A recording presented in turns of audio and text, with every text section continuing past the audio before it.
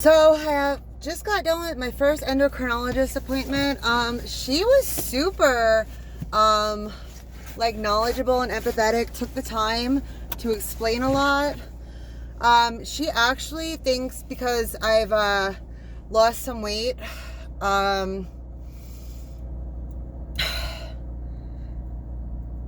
that it may not be Cushing, that it's physiological.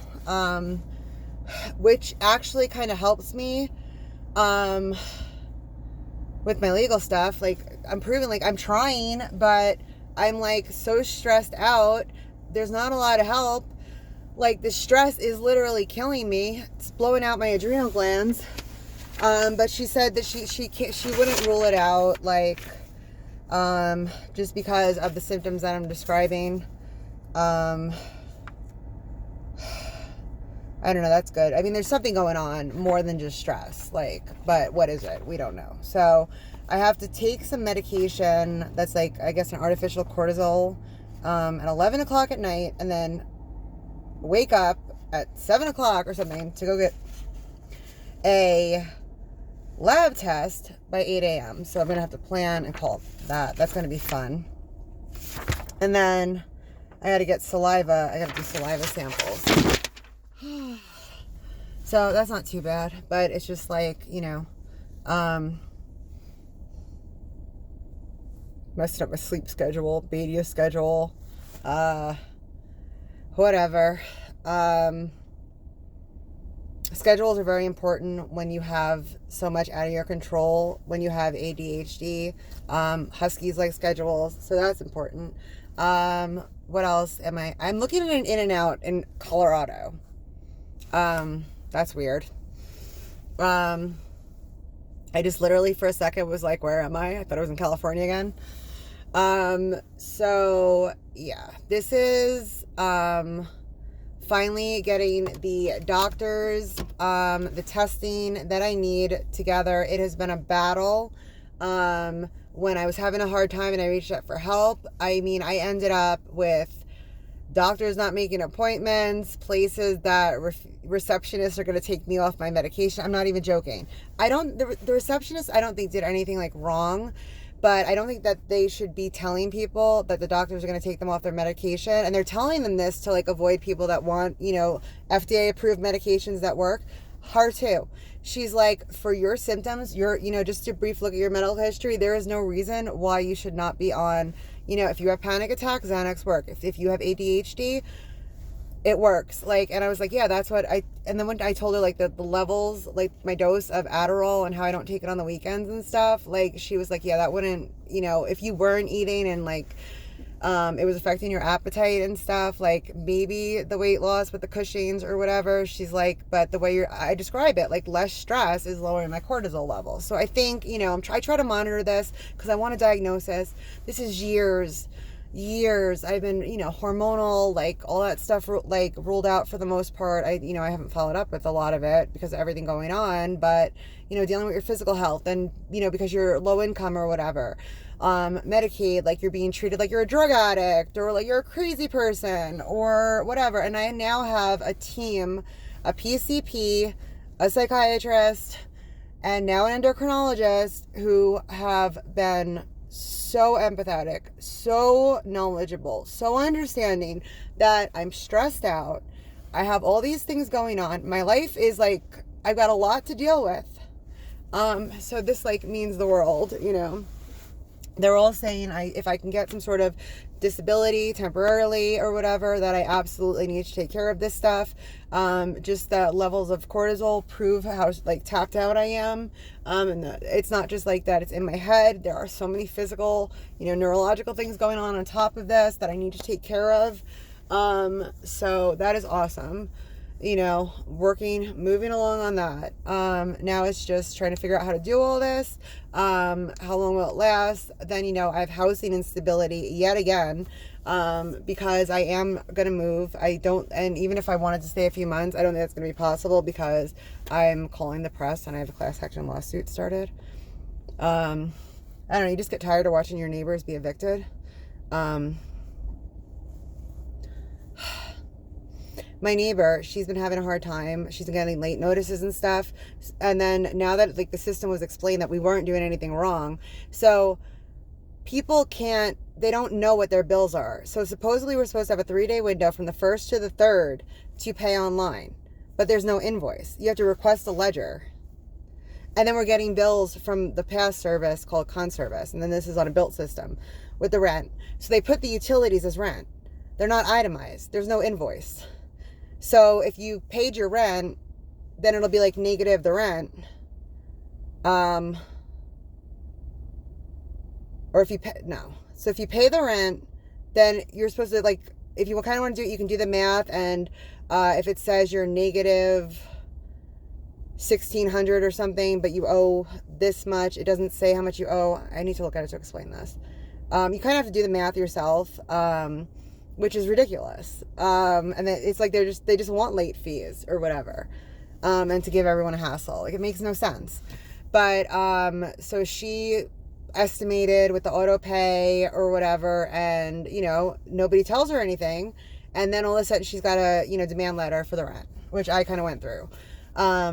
Too. Now these demands are legally kind of stating that you're not paying your rent, but you paid your rent. You didn't pay the full amount of your utilities. And the service is not rendered. They did not shovel. The entire phase 2 had trash and wasn't shoveled. I think the only reason they did phase 1, which is where I'm at, was because we were calling like crazy. I have a shovel in my car. I broke a couple weeks ago because they didn't come when we had the sub-zero snowstorm. It wasn't that bad, but it was when they could have been here. They weren't. It didn't get bad till that Monday, and they still didn't do anything, or they weren't here. I forgot. But I think we got snowed that Saturday and nothing was done. And then it melted like Sunday afternoon, then came Monday or something. But still, I try to shovel the stairs, shovel a little walkway for myself, my neighbors. We're on a second story with no yard in an apartment complex. Like, we're not supposed to shovel. Every single person is supposed to. It's the dumbest thing I've ever heard of. So apparently they haven't been coming because someone stole their snowblower. Well, you can get a snowblower, even a commercial one, for like $1,500. You're stealing that from us. They're stealing it like right off the bat, at least $3,000 from us every month on the trash services alone. So you can't get your guys a snowblower. Super weird. Usually if you have a contract with a landscaper, they do it. It's not that, expensive, to add on extra services if you're in a contract. The whole thing here is just done so weird. So, but people are being evicted. People's, that affects their housing, their credit. Then they put things in collections for things that they don't even owe. $300 to move a dresser that someone left in their apartment during a snowstorm, or $250 for 2 camping chairs left on a patio because someone forgot after you charged them $1,700 to get out of their lease that they're not even making their good on. Well, you know what? I've seen enough. Someone has to take a stand. It's not just about me. Tired of this crap. I'm literally blowing my adrenal glands and pituitary glands. Pumping out more cortisol, like enough cortisol to run a rock band with, and trying to get ahead, trying to get on my feet, trying to deal with the shit I have to deal with. That isn't even my fault. That isn't even true. Commander Cock, Sandy Nunes Leo, like I'm not giving up. Truth is truth, man. The lies, the felony perjury of a little fucking rapist punk. Yeah, because you don't like my attitude. Meanwhile, I'm PTSD'd out of my goddamn mind, just trying to survive, dealing with bullshit, proving it, but you don't like me. So, she's bitching that she got sexually harassed by the police when reporting. Yeah, that wasn't fun. Idiots. So, yeah, I had a million things to deal with. And then trying to, help my neighbors and myself. I've really had enough. I'm just tired of this. So yeah. I've been dealing with the Attorney General, all sorts of stuff. The state for the other thing. So I'm not in the best mood. Don't piss me off right now. I'm already swamped. Now I gotta wait until I'm waiting for a text message from Walgreens so I can pick up this pill. So at least I have that, and then try to figure out how to do the lab work. I gotta go look at my calendar. Because everything I'm booked. And now I gotta have 2 days between the cortisol test, 2 days between when I take the dexamethasone, which I think is a steroid. Anyway, so I'm waiting for a text from Walgreens, so that's why I thought I'd make this lovely video. But yeah, my goal is to just get back to work. I don't want to do events or that stuff really unless it's related to Sustainable Connection Fundraising, which is the nonprofit that I have, kind of started, I don't know, a decade ago. And I'm going to continue to talk about it and see where that can lead. But it was basically designed to be a network of people. And one of my greatest achievements was getting Save Farms, a donkey, from Maine with my friends from upstate by like Albany, lent a trailer to get this donkey to bring to a homestead in Bridgeport, Connecticut. But I met Chris up in the Bronx doing aquaponics and stuff, and like food foraging to teach underprivileged kids in the Bronx up at like Hunts Point and stuff how to feed their families and do like awesome stuff. And I've met amazing people. I really have. And my network is built with like people like that make things happen. I mean, it even extended when they tried to shut the Bridgeport community farm down. I was talking to I forget which, Jack Kennedy or something, of Farm to Consumer Legal Defense Fund. Like we had this network that I built, and then I've been all over the country. I've made more connections and stuff. This is like to help people, do all this stuff. When I went out to work for Open Source Living, the goal was to build some sort of like blue zone / Earthship sustainable living inspired, community where people could, be individuals and own their own properties, not like a commune or something, but there would be like a support network, and, testing of different, sustainable, housing prototypes. That got a little complicated with Bitcoin and Simi Valley and, Shibari. It got a little complex out there. But yeah, but I do, I have this network. I have a lot of these people still. They're rooting for me to get it together. But yeah, and then just having these like communities where we can help bring these prototypes and these networks to and stuff like that. Base camp, headquarters for Sustainable Connection was always supposed to be at least 8 acres of land, homestead type place for me, so I could do my little cottage industry, whether it's a Class B Corp or whatever, half nonprofit, half for profit. My heart-shaped pickles,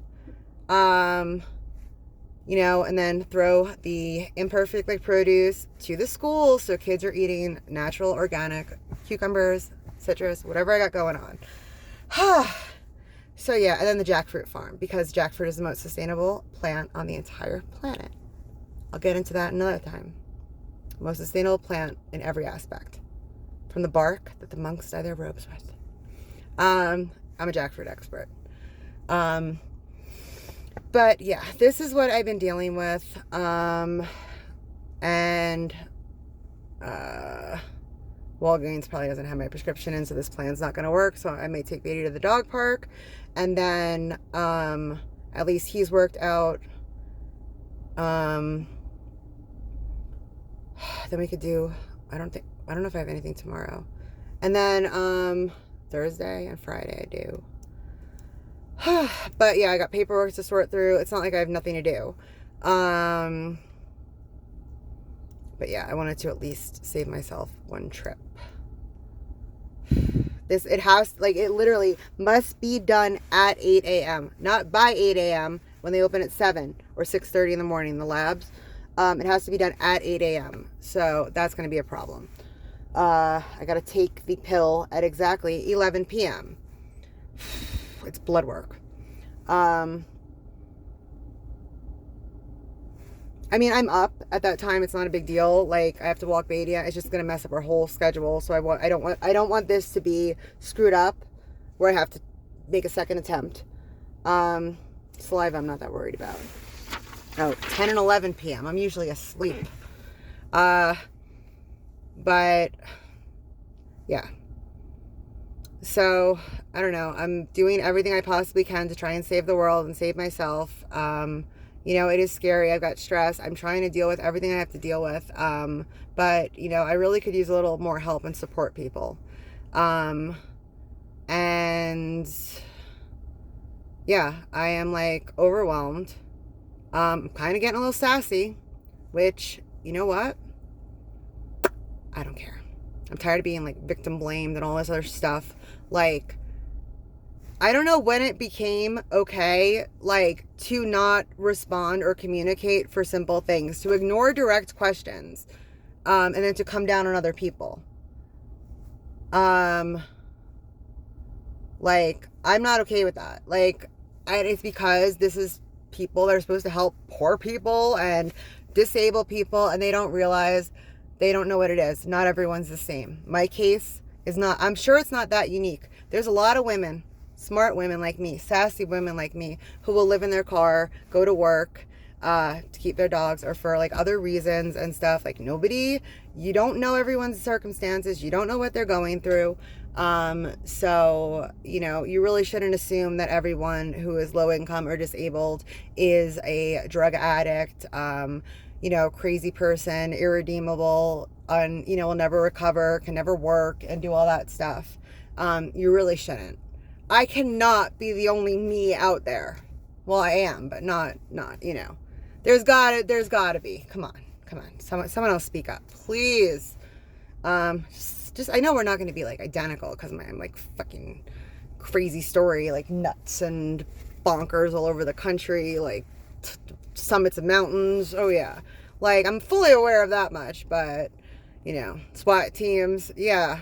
But there's got to be someone with a similar story. And that would be awesome if you would rise up with me. Peace out. Let's work together, because a broken system equals broken people, and it's not getting any better.